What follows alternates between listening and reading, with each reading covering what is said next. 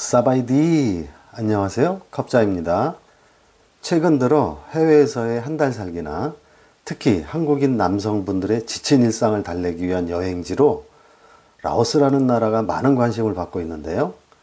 저도 2010년도부터 방문한 이후에 본격적인 라오스 한 달 살기 또는 3개월 살기, 1년 살기 등의 준비를 위해서 작년부터 여러 번 라오스를 방문했었습니다. 방문할 때마다 제가 실제로 경험했거나 느꼈던 점은 라오스라는 나라는 여유롭고 순박한 점이 있는 반면에 외국인이라는 이유로 무심코 라오스의 법과 문화의 경계선을 잘못 넘는 순간 크나큰 대가를 치를 수도 있는 나라다라는 것입니다. 그래서 오늘은 한국인 남성 여행객분들이 특히 경각심을 가져야 할 내용들에 대해서 크게 두 가지 챕터로 정리를 해보았는데요. 그 첫 번째로 낯선 여인의 향기가 두려운 이유입니다. 작년에 제가 라오스에 방문했을 때 일인데요. 그날은 추적추적 비가 오고 있는 날이었고 비행기가 생각보다 일찍 도착해서 밤 11시쯤 여행자 거리에 위치한 모 라이브 바에 가게 되었습니다. 그곳은 제가 올드팝을 좋아해서 이전에도 종종 갔었던 곳인데요.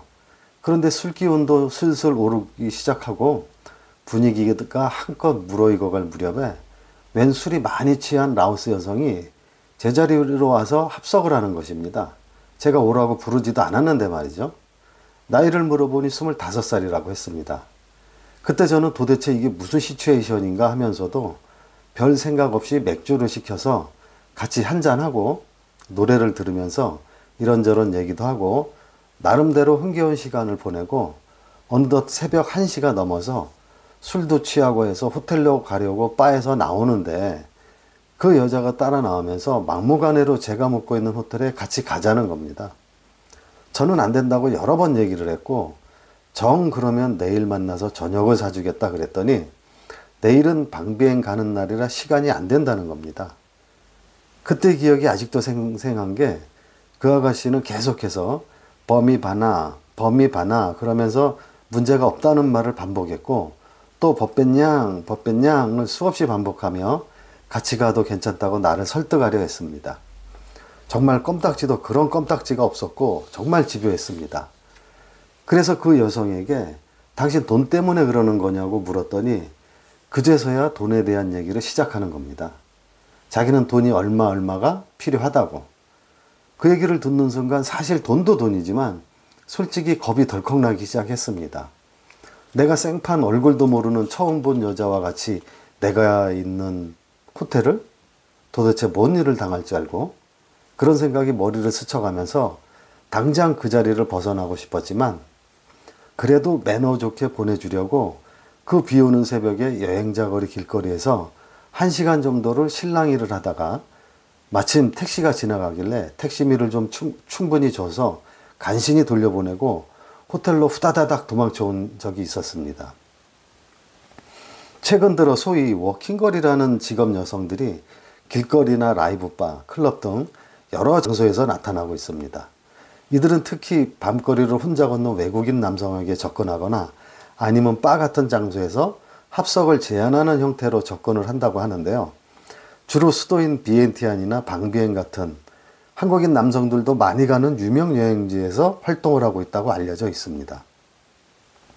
그런데 이들에게 잘못 걸리면 남성 모르게 음료나 술에 수면제 계열의 약물을 타서 기억을 흐리게 하는 방법으로 소지품 절도 범죄를 저지르거나 서비스 이용료 명목으로 과도한 운전을 요구할 수도 있고 거부할 경우에는 동료를 부르거나 고성으로 위협하고 라오스에서 성매매가 불법임을 들어서 경찰에 신고하겠다고 협박하면서 금품을 뜯어내는 등 전혀 생각지도 못한 범죄 상황에 직면하게 될 위험성이 다분히 존재합니다. 그리고 꼭 범죄가 아니더라도 일부 라오스 여성들의 경우 청결 문제로 인해서 이런 여성과 잘못 접촉할 경우에 질병의 문제에도 봉착할 수 있습니다. 그러므로 이러한 낯선 직업 여성이 접근했을 때 호텔에 동반하는 것은 예측 불가능한 위험한 상황을 초래할 수 있다는 점을 반드시 명심해야 합니다.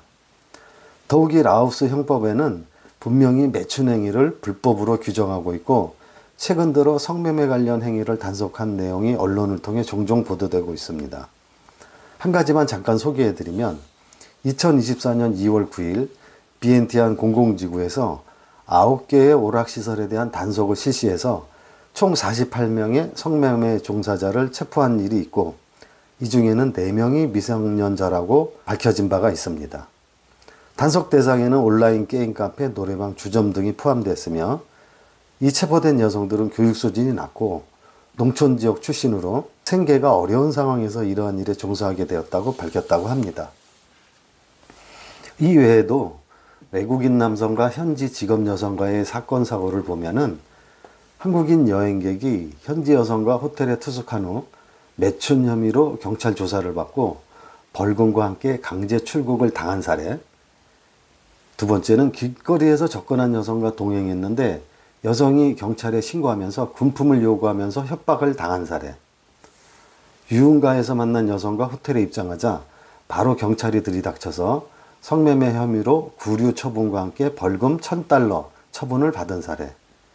현지 여성과 호텔 투숙 후에 여성의 지인이 경찰로 신분을 속이고 벌금을 가장한 거액의 금품을 요구한 사례. 이렇게 불법 성매매로 단속되거나 그러한 일에 연루되어서 피해를 입은 사례들을 찾아보면 매우 다양한 상황입니다.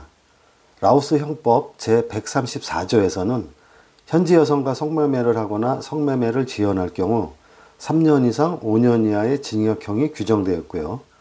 미성년자를 이러한 일에 개입시킬 경우 10년 이상의 징역에 처하도록 하고 있습니다.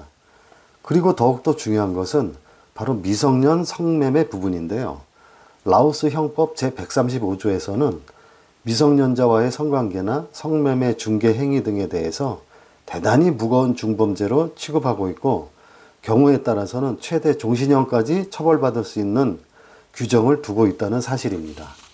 상황이 이런데 일부 철없는 여행객들이 무슨 집이니 해가며 성인도 아닌 미성년자와의 불법 성매매 경험을 버젓이 공개된 장소에서 무슨 대단한 무용담이나 되는 듯이 자기들끼리 떠들어대는 일이 있다는 게 기가 막힐 뿐입니다. 들려오는 얘기로는 11살, 12살의 어린아이들도 성매매 시장에 들어와 있다는 소문이 있습니다. 참 안타까운 현실이 아닐 수 없는데요. 앞으로 언젠가 여행객들이 라오스에서 불법 성매매 행위로 단속돼서 언론에 보도되는 등 큰 망신을 떠는 날이 꼭 올 수 있겠다 싶은 생각이 요즘 들어 많이 듭니다. 특히 미성년 성매매와 관련해서는 더욱더 그렇습니다. 저는 남성들의 유흥문화 자체를 가지고 얘기하는 게 아닙니다. 적당한 유흥문화는 삶의 활력소가 될 수 있지만 최소한 지켜야 할 선을 넘는 순간 그것은 이미 유흥의 수준을 넘어 범죄가 될 수 있음을 지적하고자 하는 것입니다. 참고로 현재 라오스의 법률상 성년이 되는 나이는 만 18세 이상으로 규정하고 있습니다. 자, 다음은 두 번째 챕터, 현지 여성과의 관계는 그냥 연애로 끝나지 않는다입니다. 아시다시피 라오스는 매우 보수적이고 가족 중심적인 문화가 아주 강합니다. 그래서 라오스 현지 여성의 경우 외국인 남자하고 조금만 사귄다는 느낌이 들면 바로 가족에게 데려가서 소개부터 합니다. 이렇게 가족에게 소개부터 한다는 것은 이미 결혼을 전제로 본인은 생각을 하고 있다는 것이고요. 그래서 누군가를 만난다는 것은 이미 가족 차원의 일로 받아들여지기 때문에 부모나 친척에게 소개부터 하는 것은 라오스에서는 너무나 자연스러운 일입니다. 그리고 때때로 외국인과의 교제 자체가 가족의 자랑거리가 되고 가족 구성원들 사이에서는 이를 빨리 공식화하려는 욕구도 표출되곤 합니다.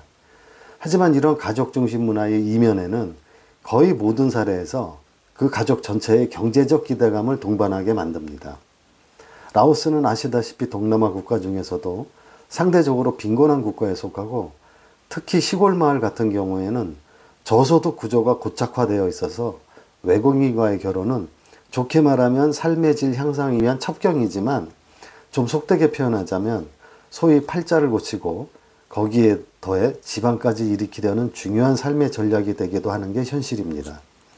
이 대목에서 한국 남성은 세 가지 방향에서 조심해야 한다고 생각합니다. 첫 번째는 남자가 순정을 다 바쳐서 마음도 주고 정도 주고 돈도 주고 다 줬는데 여성이 갑자기 잠수를 타거나 교제 관계를 일방적으로 끊어버리는 것입니다.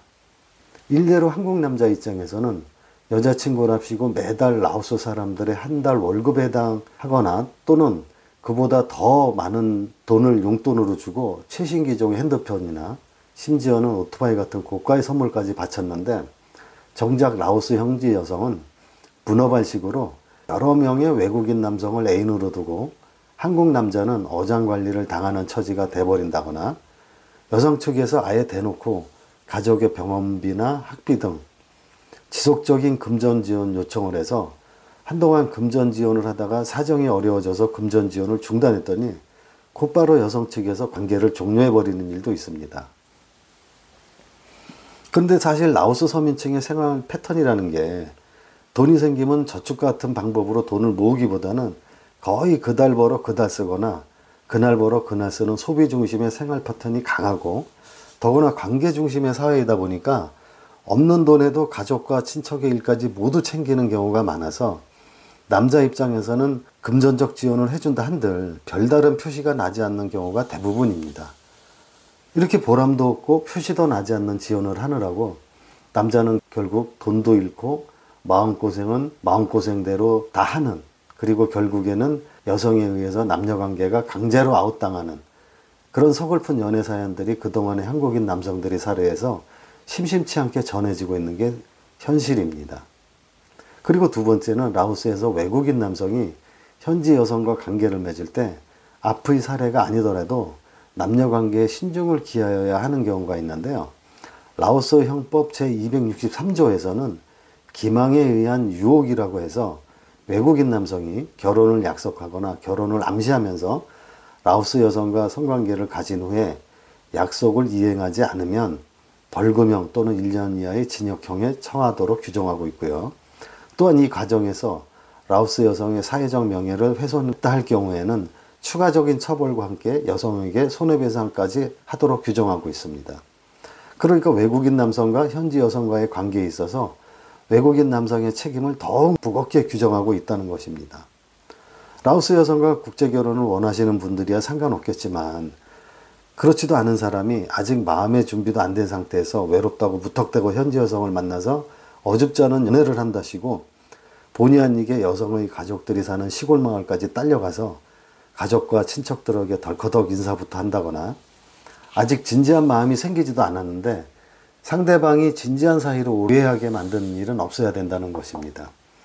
결국 남녀 상호 간의 관계 설정에 대한 의사표현과 행동을 보다 책임감 있게 해야 되는데, 그렇게 하지 않아서 생긴 공연한 오해로 인해서 상대방 여성과 그 가족들에게까지 깊은 상처를 줄 뿐만 아니라 나아가서 기망에 의한 유혹이라는 법조항에 저촉될 경우에는 물질적인 책임은 물론 신체적인 책임까지 져야 되는 안타까운 상황이 발생할 수 있으니까 이러한 우를 범하는 일이 없도록 해야 한다는 것입니다.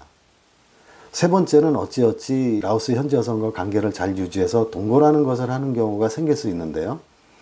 아시다시피 라오스 내 주요 관광지에서 돈벌이를 하고 있는 여성들의 대부분은 멀리 있는 시골 고향 마을을 떠나와서 돈벌이를 하고 있는 경우가 많아서 남녀 간의 동거도 생각보다 쉽게 이루어질 수 있는 대목이 있습니다.